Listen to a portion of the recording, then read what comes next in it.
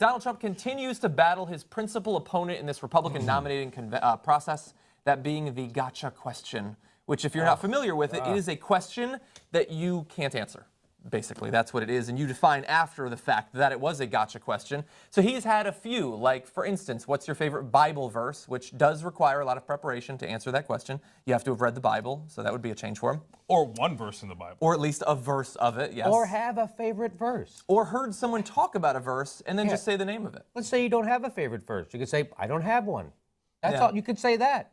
You could say the last movie you saw, Exodus, Noah's Ark. Right? Anything. Do you know anything in the Bible? Okay, so apparently that's a gotcha question. Exactly. Very difficult. But anyway, Trump was recently on the radio show of Hugh Hewitt, and some a little bit more challenging, a little bit trickier gotcha questions came up for Donald Trump, and it had to do with foreign policy. Let's watch. Are you familiar with General Soleimani? Yes. Go ahead. Give me a little. Go ahead. Tell me. He runs the Quds forces. Yes. Okay. Right. Do you expect and I think the Kurds, by the way, have been horribly mistreated by us. No, not the Kurds. The Quds forces, the Iranian Revolutionary Guards Quds forces, the bad guys. Right. Do you expect his behavior to change as a result? Kurds. No. Kurds. I'm sorry. I thought you said Kurds. Because I think the Kurds have been very poorly treated by us here. Go ahead. Agreed. So if he knew who the general was, he apparently obviously was lying. Yes. Because he agreed that it was the general of the Kurds there. He's like, yes, go on, carry on. Okay, now look, you're going to get into a lot of whether there's a gotcha question or not, and we'll settle that in a second. We'll settle it, okay? But the biggest mistake he makes here is when the guy says, are you familiar with General Soleimani? It's okay to say, no, I'm not. So tell me more about him, and I'll tell you the context of what you're looking for. It's okay to say that. You don't have to know every general in the Quds Force and the Iranian Revolutionary Guard to say. But you can tell right there, yes. Sure. Sure I am. No, you're not. It's so obvious. It was obvious. See, he's a child. This is what we were talking about. He's like a third grader, right? Oh, you're a dum-dum. You're a baby. Ha ha, got you. I'm the best. What? Him? Yes, I did my homework. Yeah, I think I met him one time at a party. Come on, it's the most obvious lie in the world. That's what starts all this trouble. Exactly. So Donald Trump is like, hey, Donald Trump, why'd you say all that stuff about the Mexicans? Why'd you say all that stuff about the Mexicans? And that's what he is. That's basically it. You called them rape. You called them rape. I mean, that's basically what we're dealing with right now. Yeah, and oddly enough, my brother, that's what despite all of this going on for a couple months now, he has this aura of being the honest guy who tells it like it is. When he doesn't tell it like it is, he just makes up stuff and throws it back in your face. But anyway, they have a little bit more about Soleimani in this clip. Well, Soleimani is to terrorism sort of what Trump is to real estate. He's many people would say he's the most dangerous man in the world, and he runs the Quds forces, which is their Navy SEAL. Do you think they're going to stop? The gentleman that was going back and forth with Russia and meeting with Putin, I read something, and that seems to be also where he's at. He's going back and forth, meeting with other countries, et cetera, et cetera. That's the guy. And so, do you think not good for us? Okay, see, he nailed it. He had read something. That's to his credit. Okay, no, by the way, that's not bad. Yeah, he recovered it. If he had said, remind me Soleimani, and he says this, and then Trump says the guy who went to Russia, that's a win. I wasn't actually aware of that. Right? And so then, but he's like, Soleimani, I know, he's with the Kurds. Kurds, whatever. Right? And then, like a third grader, his answer to the question is, not good. That was his conclusion. That guy. Not good. Bad thing. Right. I can't believe you asked me a gotcha question, but I nailed it. Not good. Do you feel like everything has become like a menu at Denny's now? It's like a picture of everything, and you just go, bad, good, yummy, no, like, yeah, this, and you just point at it. But I mean, we're looking at things so a-specifically anymore, like it just doesn't matter. I think that dust up with the Quds and the Kurds will matter zilch with the people who like him. No. I think now folks will have second thoughts about voting for a racist wife raper. I think this is it. You're right. The Republican base is like, wait, he didn't know about General Soleimani? Wouldn't you love to see that family in Iowa? Wait a minute. Did he doesn't know who Soleimani is? Oh, God, no. I think the judge is a butt, and based on the new information from the Middle East, I think Donald Trump will not be getting my vote. Look, I didn't know who was leading the Quds or whatever. Like, I think most of us don't. I think most Americans don't. But you do have to bear in mind, of course, that most Americans are not trying to become the leader of America. We're just going along with our day-to-day lives, whereas he was apparently, after decades in business, he experienced this reawakening where he suddenly had to control America and its military and interact with people like Soleimani and the other leaders of Iran and these other countries. Like, that's why we place a little bit more emphasis on it. And it might be unfair in this case, this particular thing with Soleimani. That seems a bit more gotcha. But this is a guy who can't name, in the same way with Palin, she couldn't name newspapers. He can't name verses. Like, these are people who actively dodge any questioning of their intelligence, which is a defense mechanism that you manifest after living a life where you know you can't back up the things you're supposed to know. He knows to back off and to use generalities, to never be specific, because he's been questioned in the past when he said something stupid, when he's used a name that doesn't actually apply to a certain group.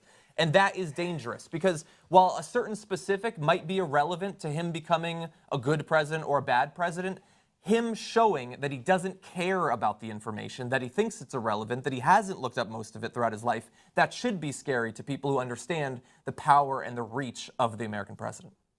Well, you see, the problem is that, as we were talking about before, all that notwithstanding, this is going to help him with the Republican voters because they don't know. They know. And they get defensive if someone questions them, right? And so when he says it's a gotcha question, they rally around him, right? So now Marco Rubio and some of the others are making the mistake of attacking him on this. Oh, you got to be ready to be president, et cetera. But the Republican voters are going to perceive that as an attack against them, right? Because they don't know the difference between the Quds and the Kurds, and they don't care. Wait, what are they? They're Muslim? Bomb, right? They're just sure that they're all Arabs. Picture it, Denny's bad. Yeah, I already know. The thing that sounds like that bad. The thing that sounds like a cheese from Wisconsin, right? No, bad, right? And so now the Kurds are on our side. They don't care. They don't care about any of that. So they like that Trump doesn't care, even though he should be a disqualifier. And John's right. But they view that as like, that's my guy. He's just as stupid as I am. Just like with Megyn Kelly, that helped him. He went up in the polls, right? So when he attacked Megyn Kelly, called her a bimbo, and boom, he goes up in the polls. That's exactly what they want. That's exactly what you're saying. It's not going to hurt him. Yeah. Trump goes on to Morning Joe, and he's already trying to reframe what it is that happened between him and Hugh Hewitt. Not about the Quds Force, but about the Iran deal. You're the only candidate in the field that I know of who has actually been forthright in saying that you would basically work with the Iran deal. And, you know, by the way, when you say Quds versus Kurds, I thought he said Kurds, this third-rate radio announcer that I did a show. It was like, gotcha. Every question was, do I know this one and that one? And, you know, it was like he worked hard on that. But I thought he said Kurds, and I Okay, there's two things that I love about that clip. How fawning and deferential the press has become to Trump. Yeah. Like the guys who were making fun of him before, when he didn't have any power. You remember Obama made fun of him during one of the White House Correspondents' Dinner, and all the press laughed at him. And they laughed. You don't have any power, loser, dum-dum, right? Now, Trump gets on there and says, oh, this third-rate announcer. And they all giggle. Yeah, that's a child's taunt, right? And what are the tough press do? Oh, Donald! Oh, you're so good! You're so good!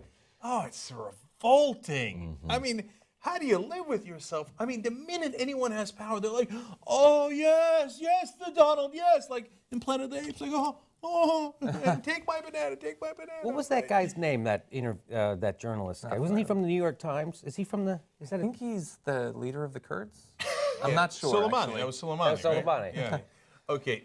So now he's somewhere. You know, Scarborough's there. All the regular cast is there. They're all the ones giggling, right?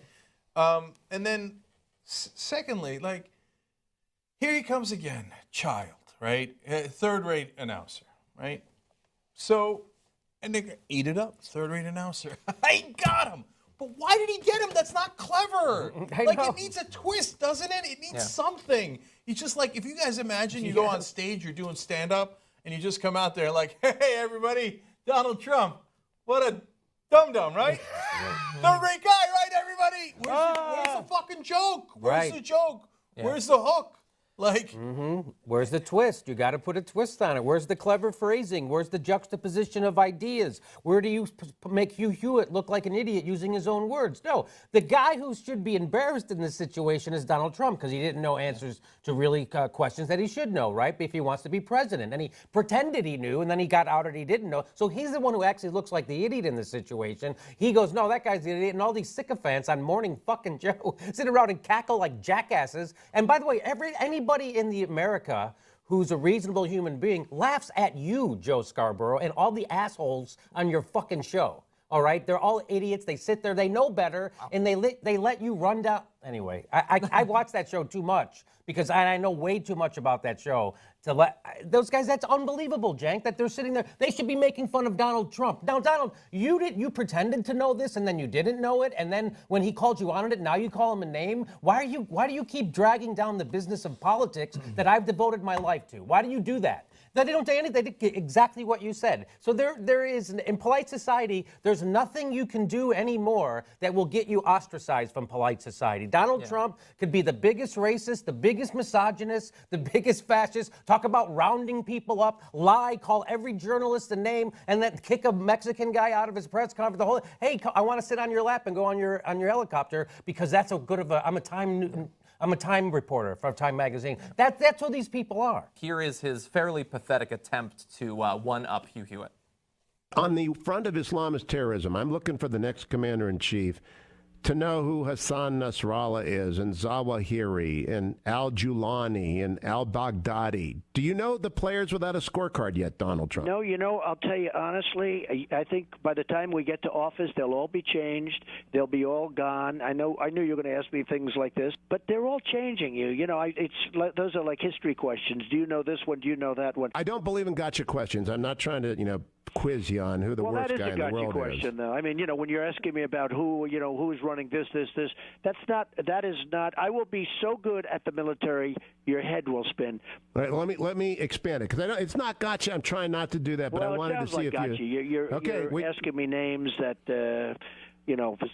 I think it's somewhat ridiculous, but that's okay. Go ahead. I understand that. But when you start throwing around names of people and where they live and, give me their address, I think it's ridiculous, and I think it's... Well, I wouldn't do that. That's crazy. I agree. Well, but it's an interview, not a debate. By the way, the names you just mentioned, they probably won't even be there in 6 months or a year. I don't know. Nasrallah's got such staying power. And so I think let's the see difference... what happens. And you know what? In that case... First day in office or before then, right? The day after the election, I'll know more about it than you will ever know. That I can tell you. I hope so. Last question. So the difference between Hezbollah and Hamas does not matter to you yet, but it will.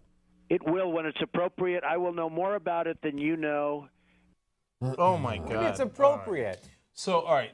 Now, see, that's much worse. Okay. So, first of all, if you don't know all those names, that's fine, right? And I know to Trump, it's like, what difference are they? They're all guilty. Yes. They're all Muslim. What's the difference, right? And they won't be there because I'll bomb them, right? But no, wait a minute. He says Zawahiri. That's the head of Al-Qaeda. You're running for president of the United States. You should know who the head of Al-Qaeda is, right? Al-Baghdadi, the head of ISIS. You probably know the head of ISIS, right? I'm not saying if you're a plumber or you're a dentist and you're going about your life, but you're running for president of the United States. You don't know Nasrallah from Hezbollah. But then, okay, put aside all that. So you don't know the names. Okay, but you know what Hezbollah is. You know what ISIS is. Except he just said he doesn't even know the difference between Hezbollah and Hamas. If you're running for president, that's crazy. The Hezbollah's in Lebanon, Hamas is Palestinian. So there's a very, very important difference. Is once you get into ISIS, Al-Qaeda, Hezbollah, and Hamas, you got to know who's supporting who and who's against who, right? So, for example, ISIS is Sunni, Hezbollah is Shia. If you say, okay, I'm against both of them, yeah, okay, we are. But how? Who are you going to play off of against one another? He doesn't know any of it. He doesn't know any of it. So, and he'll say, oh, yeah, once I become president, I'll learn presidenting. That's not really a convincing argument. Who is Uma married to? One of the great sleazebags of our time.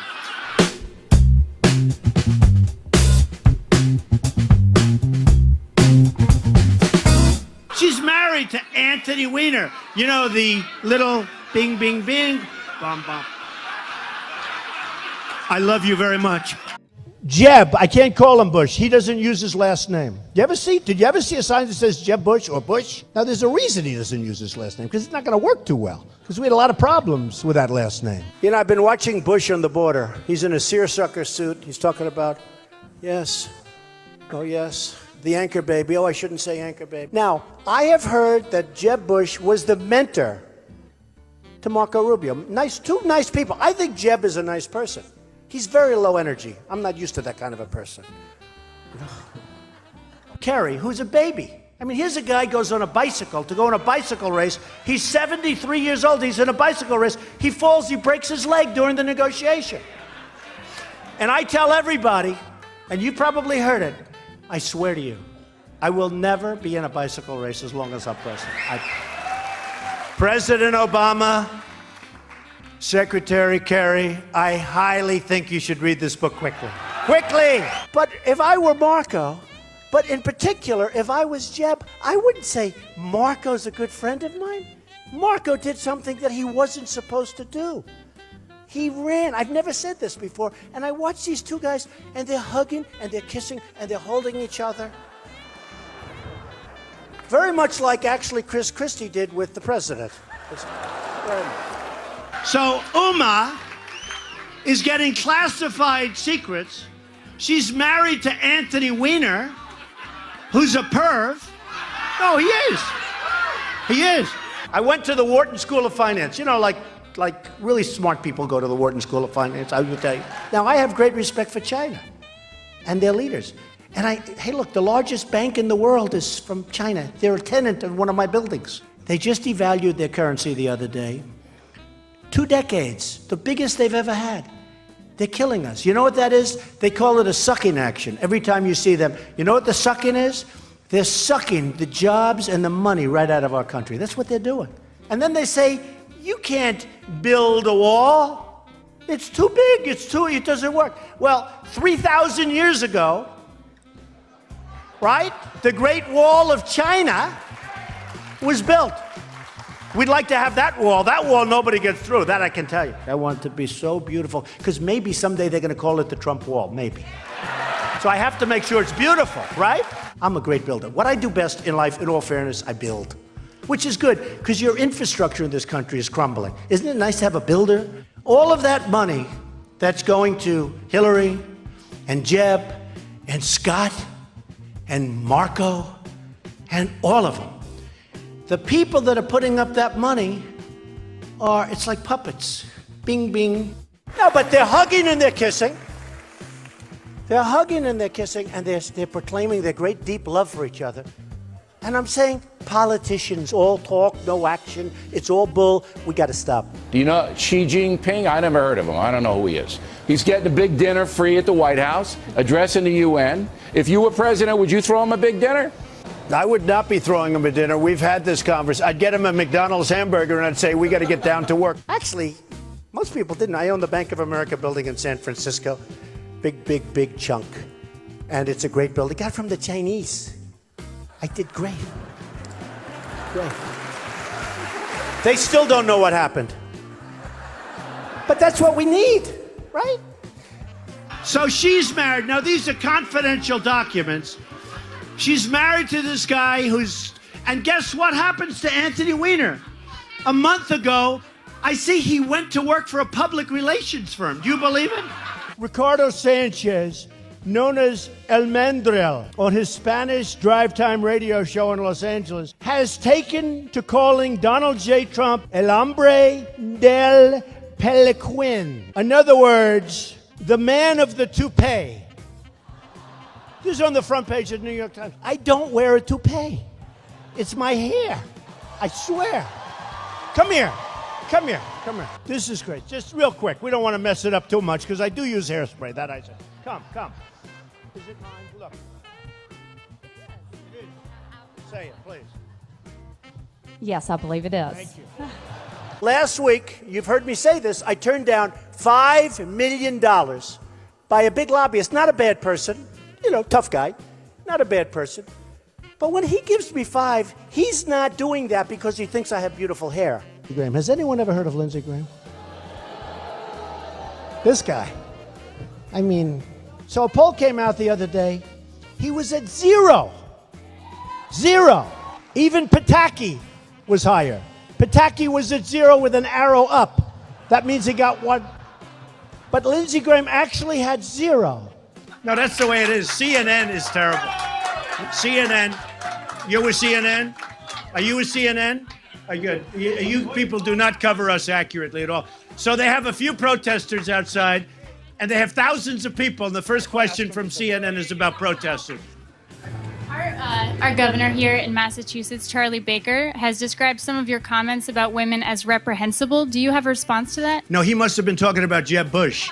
Because, frankly, Jeb Bush said he didn't want to fund women's health issues, and then he came back a few hours later and he said he misspoke. I think he must be talking about Jeb Bush. He's not talking about me. You mean it's not politically correct, and yet everybody uses it? So you know what? Give me a different term. Give me a different term. What else would you like to say? Oh, you want me to say that? Okay, I said, no, I'll use the word anchor baby. Excuse me. I'll use the word anchor baby. You know, I read a lot of the phony reports, a couple of reports today in the paper saying, oh, well, you know, when Donald Trump gets tired of doing this, he's doing great, and he's leading all the polls, but at some point he'll get, I'm not going anywhere, folks. I'm not doing this for my health. I'm doing this to make America great again.